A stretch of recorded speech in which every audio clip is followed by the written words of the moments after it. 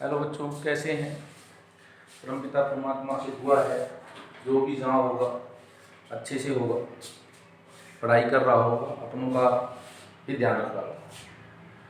बच्चों, हम मोर कॉन्सेप्ट पढ़ रहे थे। मोर कॉन्सेप्ट के अंदर एक तो मेरी आप लोगों को शिकायत है, मैं कभी भी अंधाधुंध लेक्चर अपलोड नहीं करता। मैं पहले ये देखता हूँ कि जो लेक्चर मैंने भेजा था उस लेक्चर को कितने बच्चों ने पढ़ लिया, कितने बच्चों ने देख लिया। उसके बाद जब मुझे लगता है कि एवरेज बल्क क्लास ने देख लिया है तो मैं अगला लेक्चर अपलोड करता हूँ। तो आप लोगों से सबसे मैं बार बार अपील कर रहा हूँ, लेक्चर्स जरूर देखते रहें। सबसे अच्छा जरिया है ऑनलाइन पढ़ाई करने का, सबसे अच्छा जरिया है। मैं बहुत अच्छे जो बहुत इंटेलिजेंट बच्चे हैं +2 के, उनका मैं व्यू लेता हूँ और उस व्यू के बाद ही मैं वो करता हूँ। सबसे अच्छा जरिया है वीडियो अपलोडिंग। जूम के अंदर आप एक बार देखते हैं, थोड़ी देर बाद में वो चीज़ें याद नहीं रह पाती, भूल जाते हो। इसके अंदर सबसे बड़ा फायदा है कि आप लोग लगातार जब भी आपको जरूरत होती है इस लेक्चर को फॉरवर्ड बैकवर्ड होकर आप लोग लगातार देख सकते हो। बच्चों, हम शुरू कर रहे हैं। आज हम पढ़ेंगे मोर कॉन्सेप्ट, और मोर कॉन्सेप्ट में लॉ ऑफ केमिकल कॉम्बिनेशन। सबसे पहली बात आती है why we need these laws. सबसे पहली बात यही है कि हमें इन लॉज की जरूरत क्यों पड़ी। ये लॉज किताब के हिसाब में देखोगे तो आप देखोगे बहुत इनिशियल स्टेज में रखी है, क्योंकि बच्चों ये लॉ उस समय आई जब केमिस्ट्री बहुत इनिशियल स्टेज में थी। आज बहुत सी बातें ये ऐसी हैं जो ये लॉ बताना चाहेंगे, वो लोग लॉ आपको आती होंगी, फिर भी हम इनको पढ़ रहे हैं एक बार। Why we need these laws, तो हमें लॉज की जरूरत क्यों पड़ी। तो ये लॉज की जरूरत पड़ी to know the chemical composition, to know the chemical composition of compounds. जो भी कंपाउंड्स थे उन कंपाउंड्स की केमिकल कंपोजिशन जानने के लिए हमें लॉज की जरूरत पड़ी। जैसे H2O है, मान लो वाटर को गए तो हमें ये पता है वाटर के अंदर आज कि भाई हाइड्रोजन 2 है और ऑक्सीजन 16 है, यानी 1:16 1:8 पार्ट में हाइड्रोजन और ऑक्सीजन जो है वो कंबाइन हुए हैं, तब जाकर वाटर बना है। तो ये लॉज हमें कुछ ऐसी बातें बताती हैं। हम बच्चों शुरू कर रहे हैं। हम यदि शुरू करें तो सबसे पहले जो हमारे पास लॉ आई वो लॉ थी law of conservation of mass.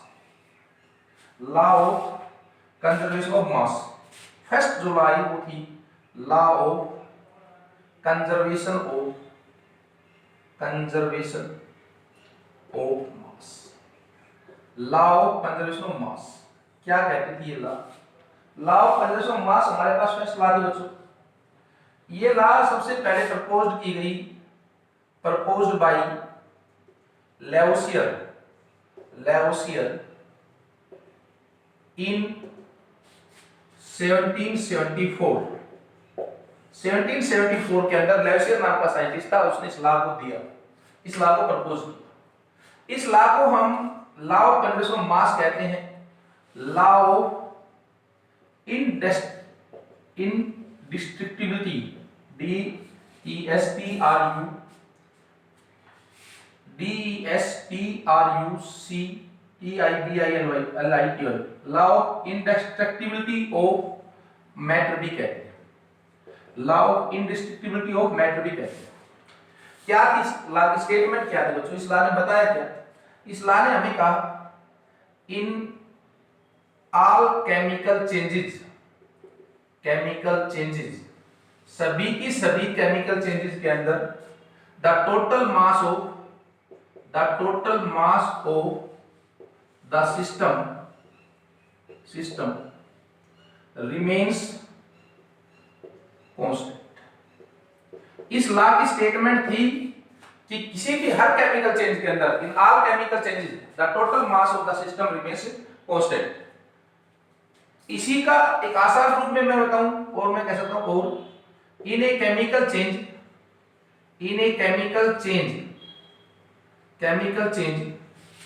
mass is neither created nor destroyed।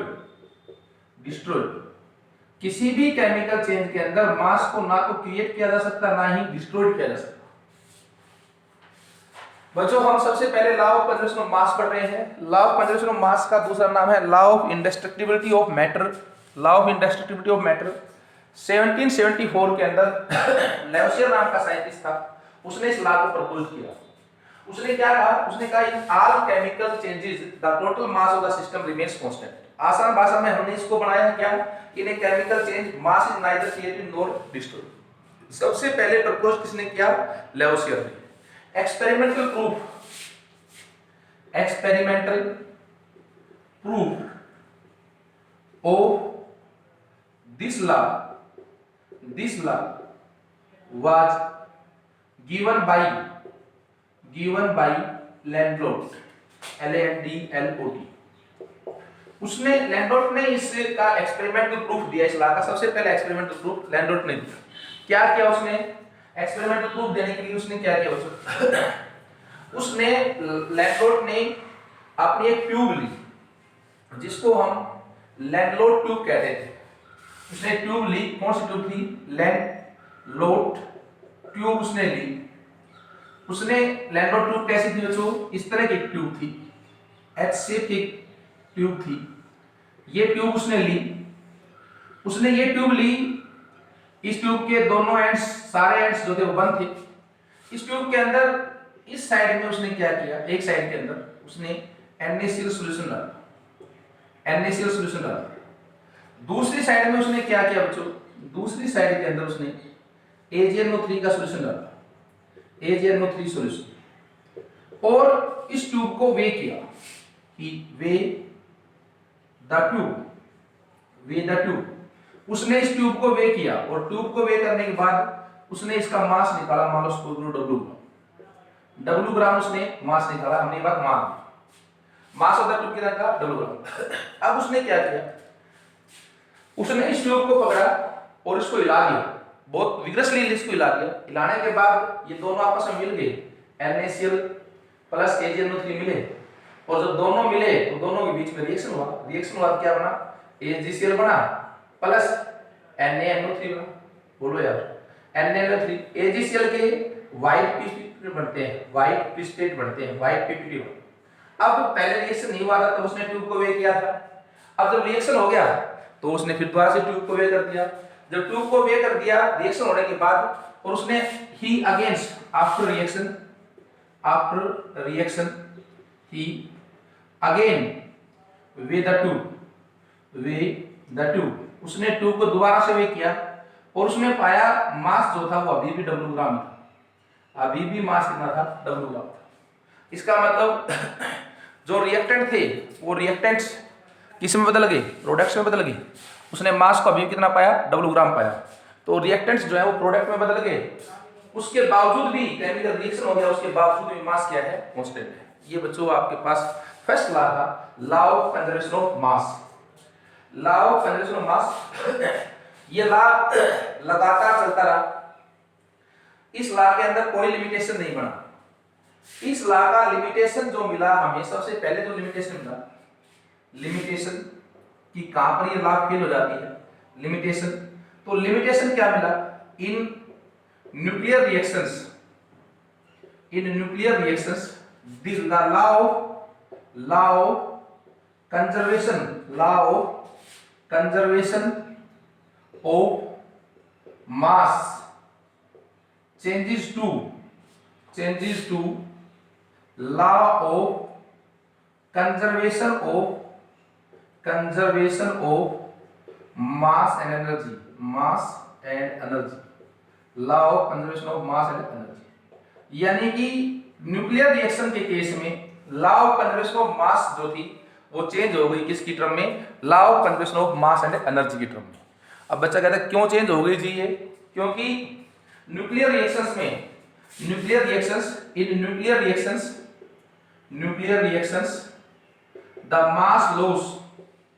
the mass lost gets converted into energy according to the reaction E is equal to delta M C square. Delta M जो था वो mass loss था, mass loss था कि कितना मास का loss हुआ, और सी क्या थी, सी थी वेलोसिटी ऑफ लाइट, ये वेलोसिटी ऑफ लाइट थी। देखो ध्यान से, कोई दिक्कत इस क्वेश्चन में किसी को?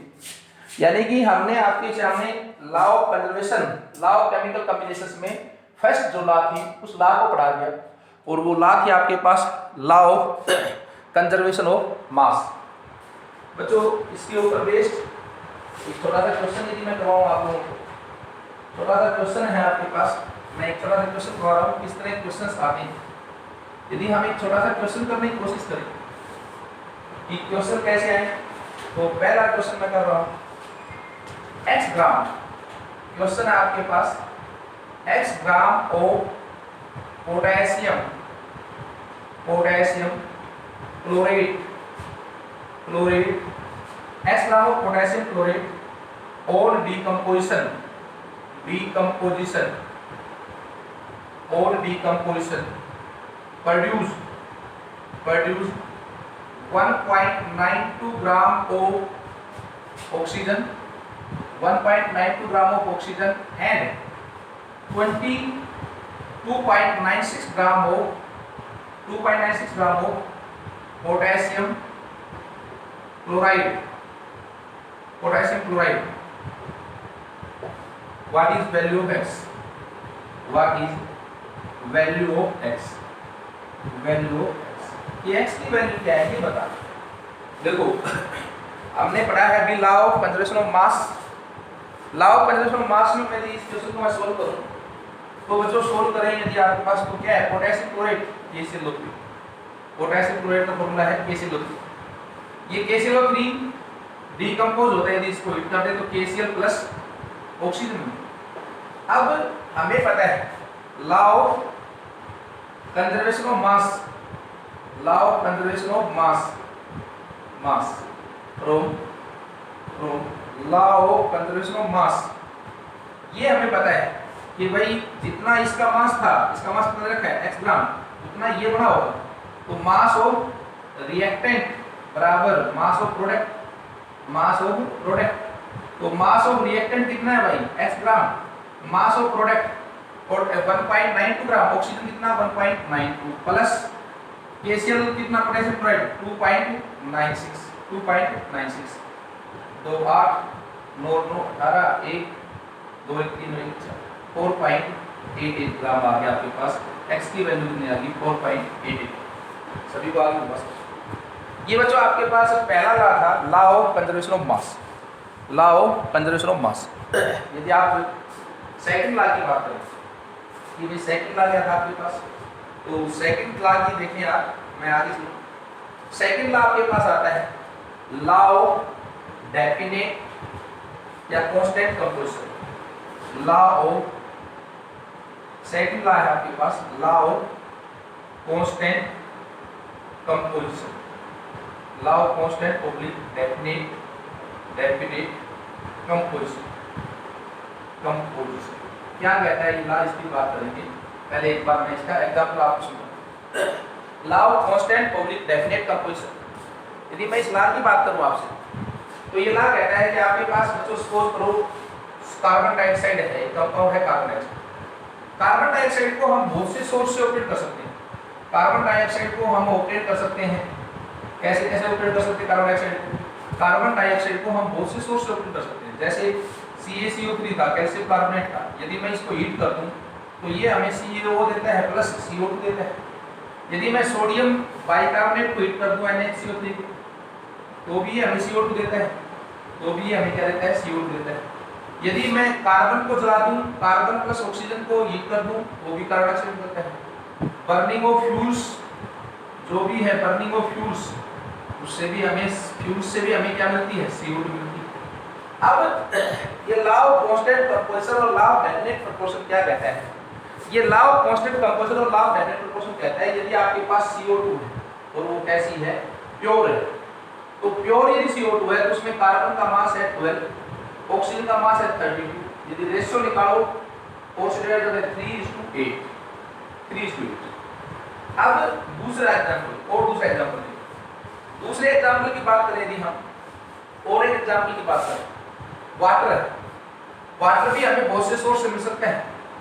प्योर यदि वाटर है, ये कहता है प्योर वाटर है, चाहे वो किसी भी सोर्स से मिला हो, प्योर वाटर यदि है तो उसके अंदर हाइड्रोजन और ऑक्सीजन का जो रेशियो होगा 2:16, दैट इज 1:8, 1:8। ये बात कहता है, यानी कि आपके पास लॉ ऑफ कांस्टेंट और डेफिनेट कंपोजिशन कहता है कि pure chemical compound is always made of elements which combines together in a fixed proportion, fixed ratio। यानी मैं इसकी स्टेटमेंट लिखूं तो स्टेटमेंट में इसकी लिख सकता हूं बच्चों, इसकी स्टेटमेंट यदि मैं लिखूं तो मैं स्टेटमेंट लिख सकता हूं, a chemical compound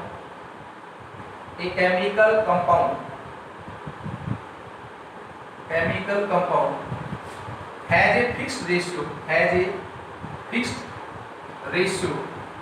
a chemical compound has a fixed ratio, fixed composition कर लो, रेशियो कर लो, बाय मास,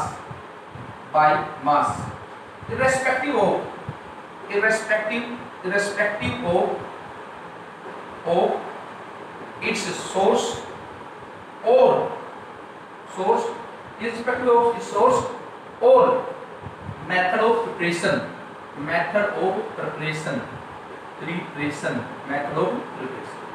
यानी ये लॉ कहती है, लॉ ऑफ कंजर्वेशन और लॉ ऑफ डेफिनेट कंपोजिशन कहती है कि chemical compound has a fixed ratio by mass irrespective of source और मेथड ऑफ प्रिपरेशन।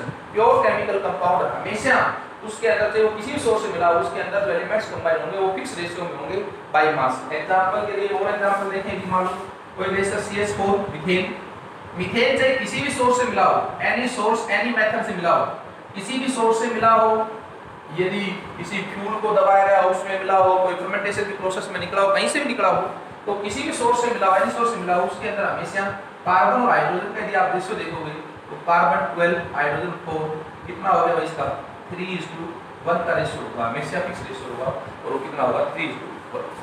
सभी को आगे देखिए बच्चों, इसके आगे चले यदि हम तो हमारे पास थर्ड लॉ आता है, ये आसान है, थर्ड लॉ आता है। थर्ड लॉ की बात यदि हम करें तो हमारे पास थर्ड लॉ है, तो वो थर्ड लॉ जो है वो है law of multiple proportion, law of multiple proportion. Third law हमारे पास लॉ ऑफ मल्टीपल प्रोपोर्शन है, ये इंपॉर्टेंट है, इसको मैं ये ज़्यादा ही इंपॉर्टेंट है इंट्रेंस एग्जाम्स के लिए, मैं इसको समझा रहा हूँ। जो फर्स्ट लॉ था, इससे सेकंड लॉ था लॉ ऑफ डेफिनेट प्रोपोर्शन, वो गिवन था किसके द्वारा, प्राउस्ट के द्वारा दिया गया था। वो प्राउस्ट नाम का साइंटिस्ट था, उस साइंटिस्ट ने दिया था इन 1799, वो प्राउस्ट के द्वारा दिया गया। Law of multiple proportion Dalton ने दिया, गिवन बाय डाल्टन इन 1808 के अंदर लॉ ऑफ मल्टीपल प्रोपोर्शन जो था वो डाल्टन के द्वारा दिया। देखें बच्चों, बहुत अच्छा लॉ है, मैं इस लॉ को आपको समझा रहा हूँ, आप यहाँ से देखेंगे। लॉ ऑफ मल्टीपल प्रोपोर्शन क्या कहता है, ये लॉ कहता है कि मान लो आपके पास हाइड्रोजन और ऑक्सीजन दो एलिमेंट है, हाइड्रोजन है और ऑक्सीजन दो एलिमेंट है, और ये कंबाइन होते हैं, और कंबाइन होकर क्या बनाते हैं, ये बनाते हैं वाटर, और ये बना सकते हैं H2। तो यदि आप इन दोनों एलिमेंट्स में, दो एलिमेंट्स थे, हाइड्रोजन था एक ऑक्सीजन था, इसके अंदर H2 बन गया, एक H2 बच गया, एक हाइड्रोजन एलिमेंट था एक ऑक्सीजन। हाइड्रोजन का मास H2 में देखें तो 2 ग्राम, H2O2 में देखें तो भी 2 ग्राम, ऑक्सीजन का इसमें देखें तो 16, इसमें देखें तो 30। अब ये लॉ कहता है, मैं इस लॉ की स्टेटमेंट एक बार लिख लेता हूं फिर आपको समझाता हूं। लॉ कहता है when two elements combines together to form more than one compound, then the mass of the element which combine with fixed mass of mass of other element will bear a simple whole number ratio। ये statement है इस law की, ध्यान से देखिए। When two elements combine together to form more than one compound, then the mass of the element which combines with then when two elements combine together to form more than one compound, then the mass of the element which combine with fixed mass of other element will bear the simple whole number ratio। Example, hydrogen oxygen दोनों combine हुए, क्या बना Y+2। यहाँ पर element था hydrogen, यहाँ था oxygen, इसका मास 2, इसका मास 2, इसका ऑक्सीजन का मास 16, इसमें 32। अब एक का मास फिक्स करना है, तो इसी करते हैं, दोनों फिक्स है, ये फिक्स कर। अब यदि ये फिक्स हो गया तो कहता है कि जो दूसरा एलिमेंट है उसका ratio simple whole number ratio होगा, यानी 16:32 1:2 का रेशियो। क्या रेशियो होगा? 1:2। और एग्जांपल देखिए, और एग्जांपल ही देखें इसके हम कि भाई इस लॉ के और एग्जांपल देखें। हमारे पास एलिमेंट है कार्बन और ऑक्सीजन, कार्बन प्लस ऑक्सीजन, दो एलिमेंट है, एक है कार्बन, दूसरा है ऑक्सीजन। कार्बन और ऑक्सीजन है, तो कार्बन और ऑक्सीजन की बात करें तो दोनों कंबाइन हो तो क्या बना सकते हैं? कार्बन मोनोऑक्साइड बना सकते हैं, कार्बन डाइऑक्साइड भी बना सकते हैं। यदि कार्बन मोनोऑक्साइड और कार्बन डाइऑक्साइड बना रहे हैं, कार्बन ऑक्सीजन, यदि हम मास देखें इसके अंदर तो कार्बन का 12, इसमें भी 12, ऑक्सीजन का इसमें 16, इसमें 32। बोलो इसमें कितना हो गया? 32।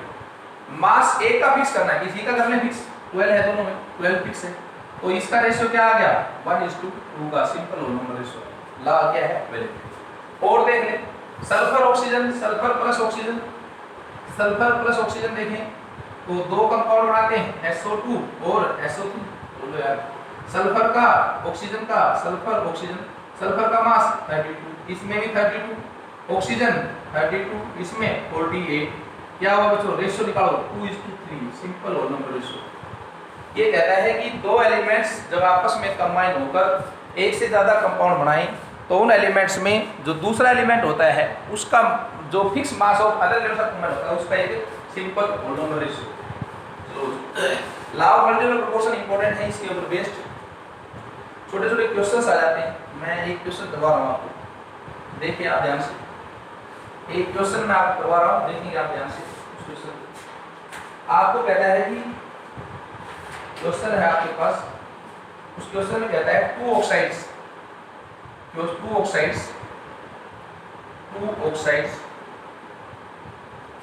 of a metal contains two oxides of a metal contains 27.6% and 30% oxygen respectively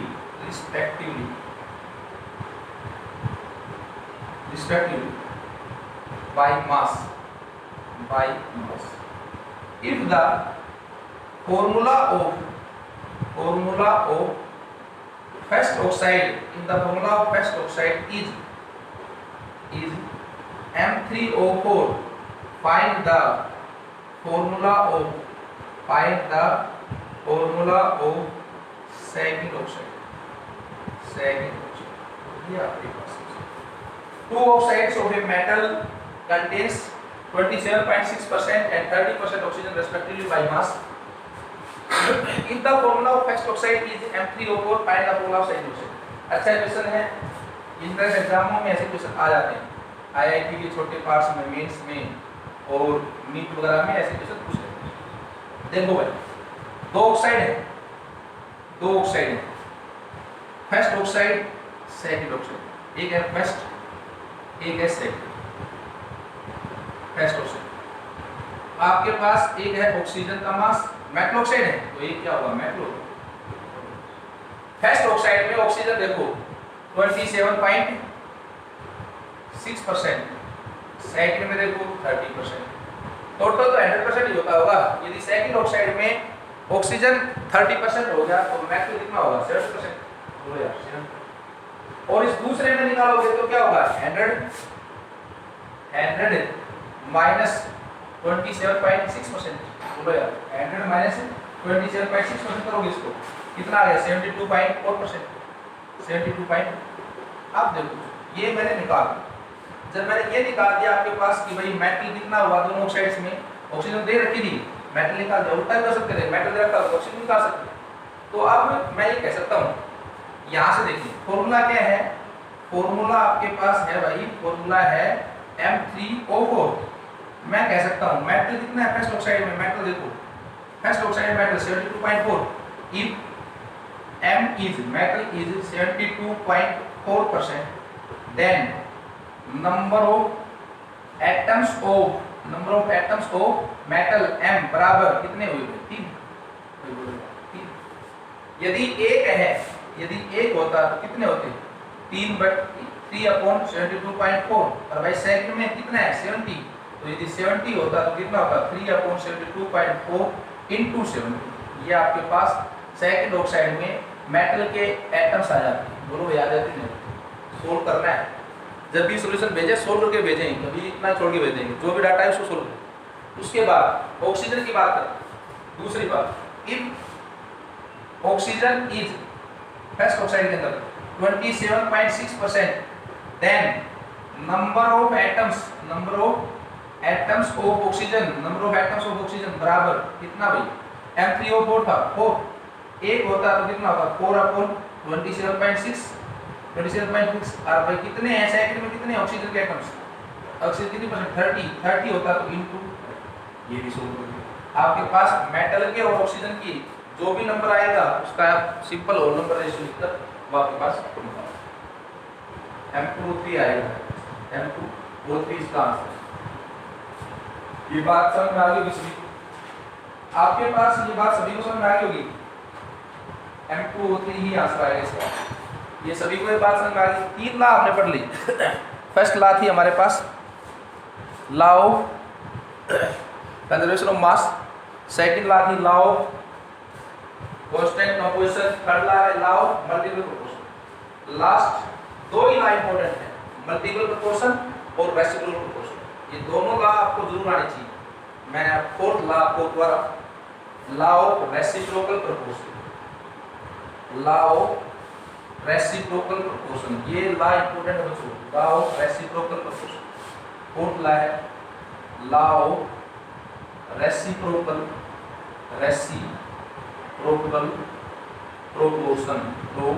proportion, law of reciprocal proportion important है, मल्टीपल प्रोपोर्शन इंपॉर्टेंट है, रेसिप्रोकल प्रोपोर्शन भी इंपॉर्टेंट। ये जो लॉ थी लॉ ऑफ रेसिप्रोकल प्रोपोर्शन, ये लॉ ऑफ रेसिप्रोकल प्रोपोर्शन जो law थी, ये लॉ गिवन बाय रिस्टर, ये लॉ दी गई किसके द्वारा? रिस्टर के द्वारा, गिवन बाय रिस्टर, RICHTR, रिस्टर ने इस लॉ को गिवन बाय रिस्टर। अब रिस्टर ने इस लॉ को दिया तो पहले मैं इसको समझाने की कोशिश कर रहा हूँ। लॉ क्या है? आपके पास बच्चों 3 एलिमेंट है, ध्यान से देखिए, हाइड्रोजन है, ऑक्सीजन है और सल्फर। हाइड्रोजन ऑक्सीजन और सल्फर, हाइड्रोजन ऑक्सीजन के साथ कंबाइन हुआ क्या बनाया? H2। हाइड्रोजन सल्फर के साथ कंबाइन हुआ क्या बनाया? H2S। बोलो भाई, कंबाइन हो गया। सल्फर ऑक्सीजन कंबाइन हुआ क्या बनाया? SO। अब ये एलिमेंट अलग अलग दो के साथ कंबाइन हो रहा है, हाइड्रोजन ऑक्सीजन के साथ हो रहा है, हाइड्रोजन सल्फर के साथ। तो मैं H2O के अंदर देखो, H2O में हाइड्रोजन ऑक्सीजन का रेशियो देखो यदि तो 2:16। H2S के अंदर देखो यदि मैं तो 2:32 क्या रेशियो है? 2:32। फिक्स हो गया ना इसका मास, ये फिक्स है ना, ये तो फिक्स मास है। अब इसका मास फिक्स है तो इन दोनों का रेशियो क्या है? 1:2 का, 1:2 का रेशियो। कितना रेशियो है? 1:2 है नहीं।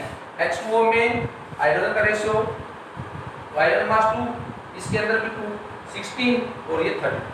अब ये रेशियो कितना है जो फिक्स मास का 1:2। अब ये कहता है यदि ये ऑक्सीजन और सल्फर, यदि ये ऑक्सीजन और सल्फर अलग अलग मिलेंगे, मिल गए अलग अलग आपस में, तो सल्फर डाइऑक्साइड बना SO2। इसमें देखो सल्फर ऑक्सीजन कितना, सल्फर 32, ऑक्सीजन कितना 32, रेशियो क्या है 1:2। देख जाओ। दूसरा एग्जांपल करें, दूसरा और एग्जांपल करें, सेकंड एग्जांपल और करें यदि हम हमारे पास कार्बन है, हाइड्रोजन है, oxygen. Carbon hydrogen oxygen, carbon hydrogen combine हुआ, क्या बनाया CH4। कार्बन CO2 के साथ कंबाइन हुआ, क्या बनाया ऑक्सीजन का कंबाइन हुआ CO2। ये दोनों आपस में कंबाइन हुए, क्या बनाया H2। अब देखो जब कार्बन अलग से हाइड्रोजन कंबाइन हुआ तो CH4 बना। CH4 के अंदर कार्बन और हाइड्रोजन का रेशो देखो, कार्बन हाइड्रोजन का 12:4। CO2 के अंदर देखो, CO2 के अंदर 12:32, 12:4, 12:32। बोलो यार 12:32। ये तो क्या हो गया, फिक्स हो गया ना भाई, फिक्स। इसका रेशो देखो हाइड्रोजन का ऑक्सीजन, इसका ऑक्सीजन का रेशो देखो, हाइड्रोजन ऑक्सीजन का रेशो तो कितना आ गया 1:8, 1:8। अब कहता है हाइड्रोजन ऑक्सीजन जब आपस में सेपरेटली कंबाइन होंगे ना H2O के अंदर, यदि आपस में सेपरेटली कंबाइन हुए तो कितना 2:16, क्या रेशो आ गया 1:8। वही रेशो आ गया जो अलग अलग कंबाइन होकर बनाया था, वही रेशो इसमें आ गया 1:8। इसमें वो रेशो क्या है, इसमें क्या था रेशो 1:2, 1:1। तो लॉ ऑफ रेसिप्रोकल प्रोपोर्शन क्या कहता है, लॉ ऑफ रेसिप्रोकल प्रोपोर्शन कहता है, मैं इसको और एक बार समझा रहा हूं, एक एग्जांपल और ले लेते हैं, उससे और समझ में आएगा, उसके बाद इसकी स्टेटमेंट लिखा। लॉ ऑफ रेसिप्रोकल प्रोपोर्शन क्या कहता है, एक हमने और ले लिया, मान लो यहां पर ले लिया, ये ले लिया हमने, एक ले लिया सल्फर, एक ले लिया ऑक्सीजन और एक ले लिया आयरन। सल्फर और ऑक्सीजन आपस में कंबाइन हुए, सल्फर वाला ले लिया, सल्फर वाला ले लिया मैं और ले लेता हूं एग्जांपल, कार्बन का, नाइट्रोजन का ले लेते हैं, nitrogen hydrogen oxygen, nitrogen hydrogen, nitrogen का हाइड्रोजन का आपस में मिले तो अमोनिया बना, NO2 बना, और ये क्या बना H2। अब ये एलिमेंट अलग अलग के साथ कंबाइन हुआ, एक बार हाइड्रोजन साथ एक बार ऑक्सीजन, तो अमोनिया, अमोनिया में नाइट्रोजन और हाइड्रोजन का रेशियो देखो तो 17:3। NO2 के अंदर देखो रेशियो यदि तो 17:32, 17:32। ये तो क्या है फिक्स मास है, ये क्या है फिक्स मास। अब यदि ये फिक्स मास है, अमोनिया में इसमें फिक्स मास है, तो H2O जो अलग अलग कंबाइन होंगे, ये ऑक्सीजन का मास है, ये हाइड्रोजन का मास है, अलग अलग कंबाइन हो H2O, क्या रेशियो आया 2:16, 2:16, क्या रेशियो आया 2:16। ये लॉ कहता है कि जब इसको मैं एक और एग्जांपल ले लें, ये भी देखिए, एक बार जितने एग्जाम्पल पढ़ोगे उतने आसान होगी चीजें। एक एग्जांपल और देखिए, हमारे पास ये आता है, एक एग्जांपल ये आया हमारे पास, ऑक्सीजन हाइड्रोजन और कार्बन क्या लेते हैं, oxygen hydrogen carbon, hydrogen oxygen hydrogen combine हुई, क्या बनाया H2O, ऑक्सीजन का साथ कंबाइन क्या बनाया CO2, ये क्या बने CH4, बोलो CH। अब यहाँ पर देखो, यदि मैं देखूं कि भाई ऑक्सीजन हाइड्रोजन कंबाइन हुई, क्या बनाया H2O, ऑक्सीजन का साथ कंबाइन हुई, क्या बनाया CO2।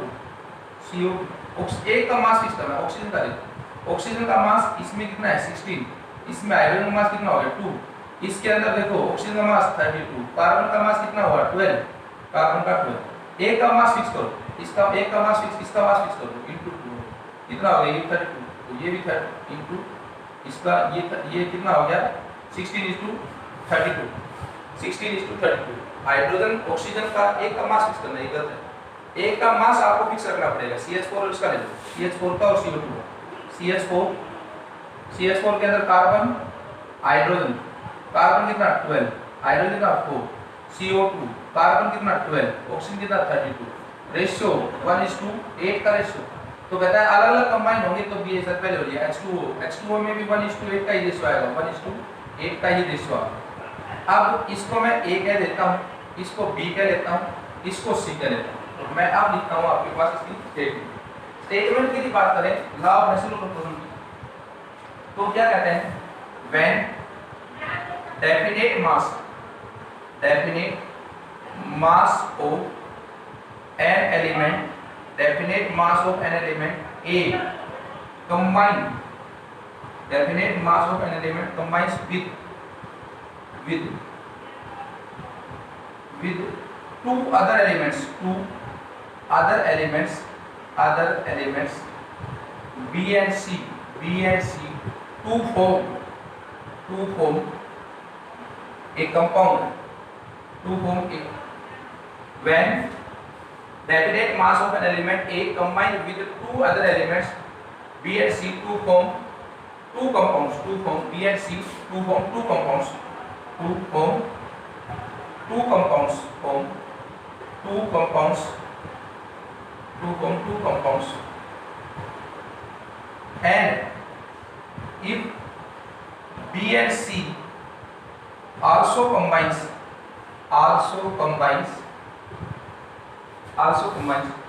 to form a compound, their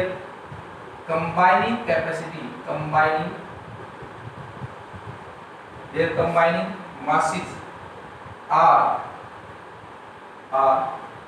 in the same proportion, or bear a simple ratio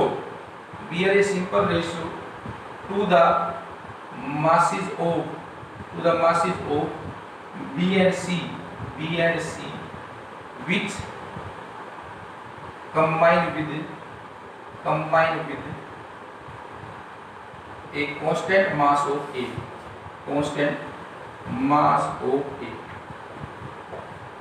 देखो भाई, when definite mass of an element A combine, A का फिक्स मास किया, A का हमने फिक्स मास कर दिया, A का फिक्स मास क्या था, A यहाँ हमने किसको मान लिया, इस केस में माने तो मान लो, इस केस में यदि मैं लेके चलूँ, मैं एक बार फिर बना देता हूँ, A का यदि हम यहाँ पर देखें इसके अंदर, इसको मैं फिर एक बार समझाने की कोशिश करूँगा। CO2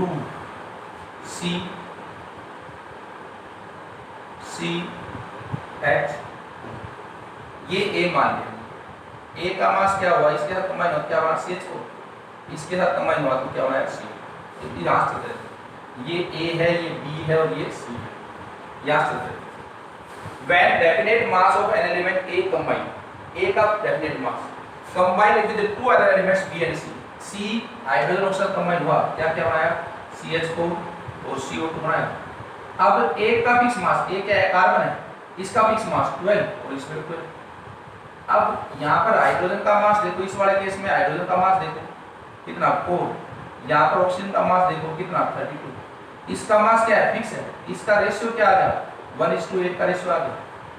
When definite mass of an element A combined with two other elements B and C to form two compounds, दो कंपाउंड बनाते हैं, and if B and C also combines to form a compound, B और C, ये B और ये C also form to combine, क्या compound बनाया H2, then their combining masses are in the same proportion, एक बार एक ही केस है same proportion, और या तो सेम proportion होंगे, यहाँ पर क्या आ गया 1:8 का आ गया, इसमें अंदर हाइड्रोजन ऑक्सीजन का देखोगे तो क्या आ गया, हाइड्रोजन ऑक्सीजन का 2 और 16, ये 1:8, ये वाला केस तो हो गया सेम proportion।